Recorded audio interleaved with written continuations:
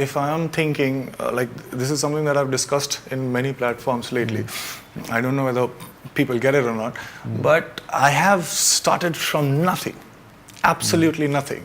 It's not even zero, it's like minus, because I was doing something else. There was a momentum to become an engineer, and suddenly I discovered this thing that I really like. And I start doing it. But at the same time, as a kid, I also had many dreams, like common dreams. I'll buy my own house and I'll buy this car, it's a luxury car. So these things were there. And now when I started following my my dream, in the sense of changing my career, I started earning money to an extent that I could actually afford all these things. What happened that while I was doing my work, I also was realizing this fact that everything that I stayed with for so many years, for like 20 years of my life, thinking that one day I'll get this and then I'll arrive, I'll be successful. Those things just stayed with me for a few days. And I very quickly got used to owning those things, and there was no excitement left. So I was like, oh, this is not the way to go. But then the only way to go is to be myopic. So another goal, but it doesn't give you anything. The entire process will bore you until and unless you get something, and it will just hit you for like few days and then again. So it's like 95% of boredom and 5% of excitement. But if you do something every day that excites you, you will get all those things, you'll get the spikes in between, but at the same time you're enjoying the entire process. This is the hunger for learning that I understood. I think I would value a massive failure more than a mediocre success. But having said that, that's not my intent, why I'll do something. But the most important thing is that the whole knowledge structure of education in our schools or anything, we are taught to be so careful. We are taught to not fail, you have to succeed. That's fine, you want to succeed, you please succeed. But being careful is the problem. You need to learn how not to be careful. You need to try different things. Only then, once in like 100 times or 200 times, you'll hit on something that's completely fresh. And that's going to change everything for everybody. So it's extremely important to fail, because without failure, you cannot get something new or fresh. You will be a very good repetition of something else. Since the time the movie has released and it has been doing extremely well, it's been definitely, obviously, like an extremely positive experience for you. But also, once you make it big and like just 100 crores, and obviously all the judgments they start coming in as well. It's funny that if an actor, if he has a successful film, if he doesn't raise his price, it is said that maybe he lacks the business skills and he needs to acquire like a better manager or something like that. And if he does raise his price, he said that. He's got arrogance. Okay, he's becoming pricey. Yeah. Is it something that how are you dealing with such things? Two things. One, if you are successful, please raise your price, because you don't know the next failure. You won't be responsible for it, but you will fail and nobody will hire you again. So make money till the time you can. Make hay while the sun shines. Okay. Having said that, fortunately or unfortunately, I had signed 5 films before Dhoni got released. Right. So I was not renegotiating my money. 3, suddenly all these negative articles are around me, talking about my tantrums and all these things, which is very funny because they don't affect me, number one. And 2 is, I know that, I think everybody has woken up, because till now I wasn't even discussed, and now they are targeting me. So I have that quote, that Mahatma Gandhi's quote, and I've actually added 2 lines, which I also tweeted recently. Right. It's like, how do you know? What's the litmus test of knowing that you're going right? So first, people, they ignore you completely. Then they will laugh at you. Right. Then they will fight with you. Right. And then you win. Till now it was Mahatma Gandhi. I've added 2 lines. And the funny thing is, you were never bothered. Not because you are dismissive of people's opinion, but you are doing it because of something completely different. I don't want money in the sense of I don't work for money. You give it to me, I'll keep it. But if you don't give it to me, I'm still happy.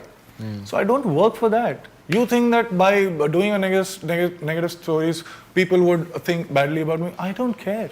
That's their headache. They need to deal with it. As far as me and my equation with my work is concerned, it is undiluted. So please don't waste your time. And apparently, you've been just changing scenes and Yeah, having suddenly. opinions on that. And Maybe I had this premonition that my film would do 100 crores, and because Rabta I was shooting 2 months back. Right. So maybe I had a premonition that this film would do, so I can do it right now. And I was throwing time. This is absurd. Because one thing that I'm craving for in each and every film, play, or TV show, that my director to come up to me and say that, no, you know what is not working? Let's try something else. And then you are alive again. Let's try something else. Why would I try to change the scene? It's completely absurd. So also I just have a request for all these people who are doing it. which TV actor is your favorite and inspires you a lot? I don't see it like TV actor. Let me be very specific. And I don't like saying TV actors. I mean, like mediums are mediums, Actors of course, are and actors. actors are actors. These are Actors are completely two different things. And people think that, I did theatre and then I did background dancing. I was also a background dancer once upon a time. Shamak, you trained Yes. with. So I've danced behind all the stars. And theatre and then TV and then films. So this is the way I have, they say, graduated. No, it is not. Who all stars have you? Shahid Kapoor, Hrithik Roshan, Shah Rukh Khan, Salman Khan, Imran Hashmi, Interesting. Abhishek Bachchan, again, yeah. All right. Preeti Zinta, Aishwarya Rai. Mona from Patna, what makes you so fearless when you come to choose your characters? Don't you get a second thought before experimenting? No, I do it for a different reason.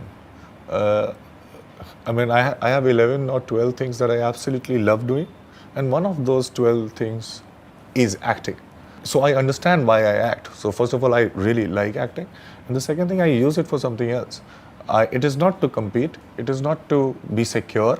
I have 11 more things, but that doesn't make this less important. I also love this, so I keep it safe. The more I diversify, the better I have to become as an actor.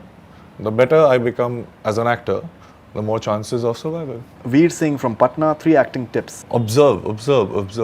चारों तरफ तीनों tip यही है. Observe को listen भी याद रख सकते हैं. Akhil Thota from Hyderabad, India. What was the emotional situation of Sushant when he got 7th rank in AIEEE, where his mother was passed away recently? It was not in AIEEE, but it was in one of the engineering entrance exam which is held nationally. But yeah, it was a very overwhelming, although AIEEE also, my rank was very good. But, you know, more than anything, my mother passed away in December and 2002. And Jan was my pre-boards and of course boards and then IITs and all. And it was so unpredictable that so that happened on 13th of December. I could not understand anything for a month. I flunked my pre-boards, by the way, almost.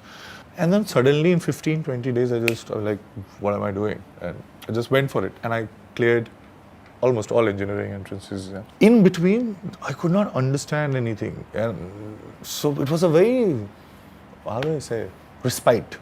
You know, like, I don't have to now prove anything to anybody. Because my mother was always worried, okay, you should take care of yourself. I know there are many expectations. But do something so that, you know, people don't say that you're not successful in your life. While she went like that, so now more the reason I should do this. And when that happened, it was like, now I can do what I want. This is Prateek from Sydney. You like to read a lot. Do you think reading has changed you as a person or changed your thought process? Yeah, the more number of ways we know that we can see or view anything, perspectives, the better it is in life. You don't get confrontational with anybody because you have multiple views on anything. So what happens when you read a lot, those are the writers that think in your brain for that time when you're reading. So it's like renting your brain to the writer to think till the time you're reading a book, right? So if you read multiple of books on a particular subject, let's say, so you'll have multiple of point of views on the same thing, while we only understand that there is a right way and then there is a wrong way, or there are wrong ways. But it's not that, there are right ways also. So we get to know that. So first of all, we appreciate the fact that, you know, we are not so right. Everybody could be right at the same time. And also know specifically what are the things that are right. So it's a very good place to be in. Everyone should read and read a lot. All right, so as I mentioned in the intro that You have this unique ability to internalize. When I watched Kedarnath, the confusion about the religious identity in a way, and or be it the class divide, there's a lot of subtlety in your performance. Would you like to talk about that? I think it's very recently that I realized one thing, that we all act all the time. I'm not saying act in terms of that we lie all the time, but I'm saying that we generally act all the time. And as an actor, what I used to do in films is that we are told not to act, make it natural, make it natural. Well, that's a great way to go. But then I thought my characters, just like me, could also act in front of my co-characters. So when you think like that, then you try to cut down your emotions so that the other co-character does not. If you don't want to, don't want them to know, then you're cutting down on emotions, and what you're left with on your face are just those small nuances. Wow. So this is what I understood. It was not something that I planned like that, but I understood that my characters can act in front of my co-characters. And when you do that, and when you play a character like Mansoor, who's very restrained, he actually defines his perimeter, what he cannot do. Then what gets left on his face is those small nuances. And that's exactly what he was supposed to do, basically, in the film. Okay, so the love story between you and Sara is working very nicely. How do you respond when you see people sitting in dark halls, responding to certain things happening on the screen the way you guys had intended them to? I can only assume that that's happening because I have not experienced it. I generally don't watch my film when it releases. Probably I'll watch it after a few months when I can watch two or three of my films back to back. So there is a certain takeaway. You understand that, oh, this is something that you do and should not do, because that's a pattern in all the films. You are playing three characters, so there shouldn't be any similarity in terms of unintentional. So then there is a takeaway. So I don't watch my films that much. So I don't understand. I don't have the experience of it, but I can only assume that they would understand that, and it's a very great feeling.